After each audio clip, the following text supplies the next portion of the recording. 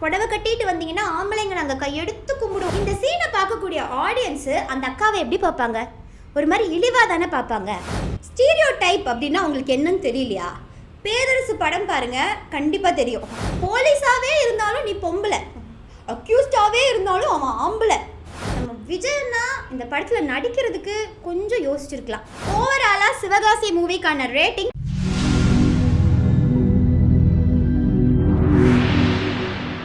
நாங்கள் movie selection எப்படி பண்ணுறோன்னா, ஆடியன்ஸ் கமெண்ட்ஸில் சொல்கிற படத்தை எடுத்து தான் நாங்கள் ஃபாஸ்ட் டெஸ்ட் பண்ணுறோம். அப்படி ஆடியன்ஸ் சொன்ன ஒரு படம் தான் இது.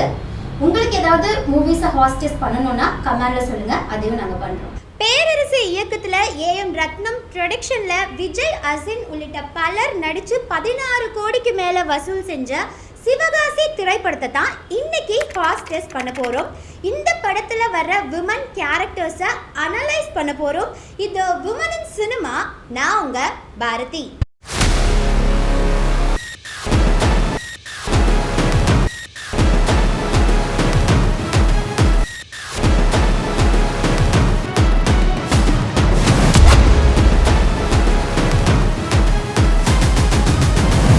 இந்த படத்தில் சிவகாசி ஹேமா கிட்ட போய், பொண்ணுங்க நீங்கள் புடவை கட்டிட்டு வந்தீங்கன்னா ஆம்பளைங்க நாங்கள் கையெடுத்து கும்பிடுவோம் அப்படின்னு ஒரு டயலாக் பேசியிருப்பாங்க.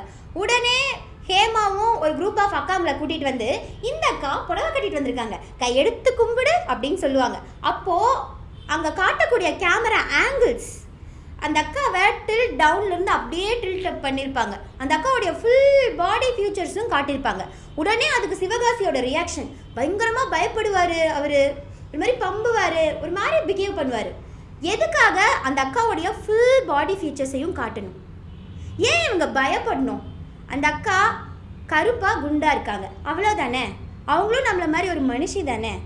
ஏன் கருப்பாக குண்டாக இருக்கிறவங்கள ஒரு மனுஷியாகவே நம்ம ஏற்றுக்க மாட்டேன்றோன்னு எனக்கு இப்போ வரைக்கும் தெரியல. இது ஒரு விதமான பாடி ஷேமிங். இந்த சீனை பார்க்கக்கூடிய ஆடியன்ஸு அந்த அக்காவை எப்படி பார்ப்பாங்க? ஒரு மாதிரி இழிவாக தானே பார்ப்பாங்க. ஒரு இயக்குனருடைய சிந்தனை தான் ஒரு காட்சியாக அமைக்கப்படுது. இயக்குனர் பேரரசுவோடைய சிந்தனை மாறினா காட்சியிலையும் மாற்றம் வரும், மக்களுடைய பார்வையிலையும் மாற்றம் வரும். ஸோ பாடி ஷேமிங் இந்த படத்தில் இருக்கிறதுக்காக ஹராஸ்மெண்ட்டுக்கு நம்ம தரக்கூடிய பாயிண்ட் 0. இந்த படத்தில் பெண்களை ஒரு கவர்ச்சி பொருளாக காட்டியிருக்காங்களான்னு பார்த்தீங்கன்னா, இந்த படத்தில் ஹேமாவோடைய இன்ட்ரோ சீனு, அவங்க வந்து காரை ஓப்பன் பண்ணிவிட்டு அப்படியே நடந்து வருவாங்க.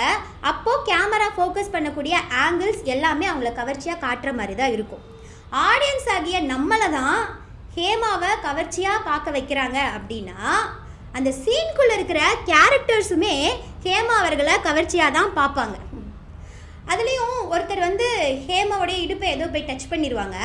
அப்போது பயங்கரமாக கோவப்பட்டு ஹேமா அடிக்க ஆரம்பிச்சிருவாங்க.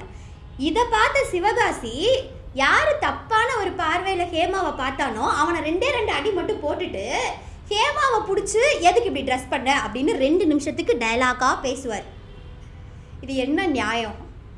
தப்பாக பார்த்தவன் தப்பு பண்ணவன் இங்கே தப்பே பண்ணலையா, ஆனால் ட்ரெஸ்ஸு போட்டது ஒரு குத்தமா? ஸோ ஆப்ஜெக்டிஃபிகேஷனுக்கு நம்ம தரக்கூடிய பாயிண்ட் 0.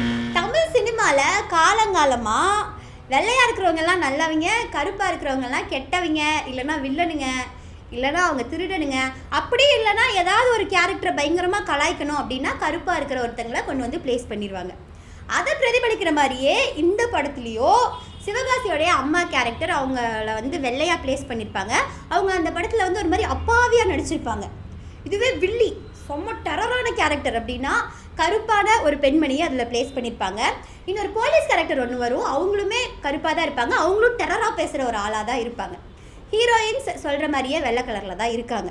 ஸோ கருப்பான கேரக்டரெல்லாம் கொஞ்சம் தாழ்மையானவங்க, ஒரு நெகட்டிவ் ஷேட் அப்படிங்கிற மாதிரி இந்த படத்தில் காமிச்சிருக்கிறதுனால ரேசிசம்க்கு நம்ம தரக்கூடிய பாயிண்ட் 0. ஒரு பெண்ணா இப்படி தான் இருக்கணும் அப்படி தான் இருக்கணும் அப்படிங்கிற ஸ்டீரியோடிபிக்கல் மைண்ட் செட்டை இந்த படம் வெளிப்படுத்துதான். ஸ்டீரியோ டைப் அப்படின்னா உங்களுக்கு என்னன்னு தெரியலையா? பேரரசு படம் பாருங்க, கண்டிப்பா தெரியும்.